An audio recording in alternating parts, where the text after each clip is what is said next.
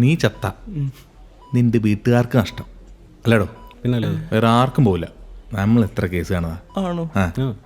ഒരു കൂടിപ്പോയ നിന്റെ ഫോട്ടോക്കെ ഭിത്തി കയറി 2-3 മാസം ഒരു മെഴുതിരി ചന്ദനത്തിരി കത്തിച്ചിരിക്കും. അത് കഴിഞ്ഞാൽ വല്ല ചലന്തി കൂട് കൂട്ടും. അത്രേ ഉള്ളൂ.